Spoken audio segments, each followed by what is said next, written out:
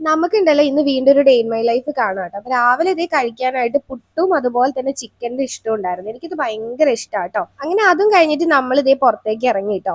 പുറത്തേക്ക് ഇറങ്ങിയപ്പോ ഉണ്ടല്ലോ ഞങ്ങൾക്ക് രണ്ടാൾക്കും ഒരു ആഗ്രഹം തോന്നിട്ട് ഇന്ന് ബസ്സിന് പോവാന്നുള്ളത്. കാര്യം കുറേ ദിവസമായില്ലേ നമ്മൾ ബസ്സിലൊക്കെ പോയിട്ട്.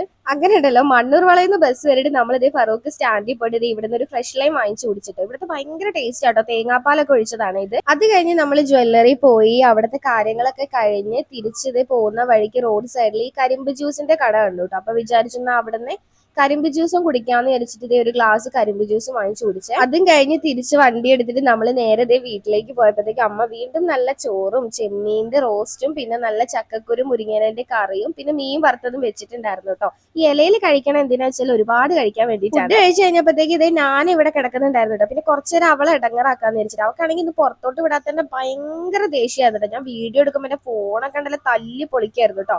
പിന്നെ അതേ സമാധാനിപ്പിച്ച് അവിടെ ഇരുത്തി. പിന്നെ ഞാൻ കുറച്ച് റീൽസ് ഒക്കെ കണ്ടപ്പോ ഇന്നത്തേക്ക് ഇത്രയുള്ളൂ. ബാക്കി പിന്നെ കാണാം.